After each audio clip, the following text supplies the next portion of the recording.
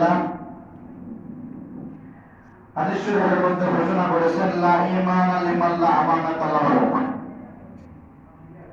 যার আমানতদারি নাই তার ঈমান নাই। আমানতটা কি জিনিস? পৃথিবীর জমিনে যত দায়িত্বপ্রাপ্ত মানুষ আছে, কারো আমানত কথার আমানত। কেউ কাউকে কোনো কথা বললো যে কথাটা কাউকে বলিও না,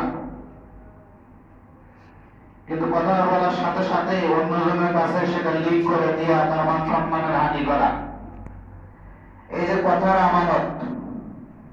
আমানত কয়েক প্রকার হয়ে থাকে। এক নম্বর হলো কথার আমানত। কথার আমানত, বন্ধু বন্ধুর কাছে একটা গোপন খবর দিয়েছে, এই গোপন খবরটা বন্ধু আরেকজনের কাছে ফাঁস করে দিয়েছে, যার কারণে সেই বন্ধু লাঞ্ছিত অপমানিত হয়েছে। রাসূল বলেন, এই আমানত খিয়ানত করার কারণে তার ঈমান থাকবে না। বলেন নাউজুবিল্লাহ। একজনের কথা আরেকজনের কাছে বললেন, মনে করলেন কি হবে, কিন্তু রাসূল বলেছেন আমানতের খিয়ানত করার কারণে তার ঈমান চলে যাবে, ঈমান থাকবে না। রাসূল বললেন, লা ঈমানা লিমান লা আমানাতা লাহু, যার আমানতদারি নাই তার ঈমান নাই। দুই নম্বর হলো সম্পদের আমানত। আপনাকে কেউ টাকা রাখতে দিয়েছে, অথবা কোনো সম্পদ গচ্ছিত রাখার জন্য আপনাকে দায়িত্ব দেওয়া হয়েছে। আপনি ৯ হিসাব দিয়া কিছু টাকা নিজের কাছে রাখলেন আর কিছু টাকার হিসাব দিলেন। এই আমানতের খিয়ানত করার কারণে কিয়ামতের মাঠে এই ব্যক্তিটা বেঈমানের কাতারে দাঁড়ায় যাবে। এজন্য সাবধান। জনগণের টাকা হোক, অন্যের টাকা হোক, রাখতে দিলে সে ভালো করে রাখতে হবে। একটু ১৯-২০ হলে কাফেরের কাতারে কিয়ামতের মাঠে দাঁড়াতে হবে।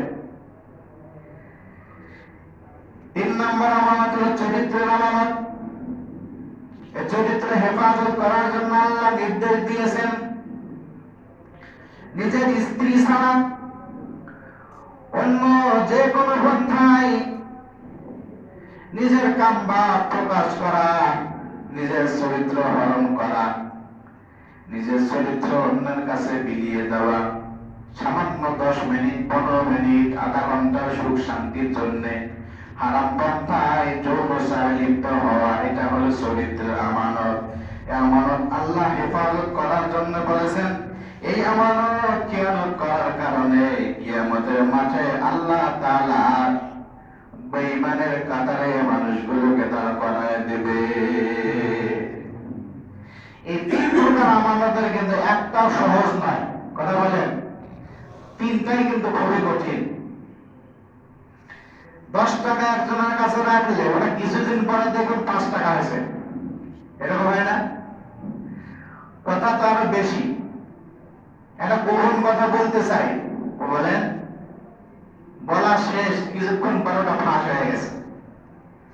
এই যে আমানতের খিয়ানত, রাসূল বলেছেন এগুলোর ঈমান থাকবে না, এগুলোর ঈমান থাকবে না। লা ঈমানা লিমান লা আমানাতা লাহু, যার আমানতদারি নাই তার ঈমান নাই।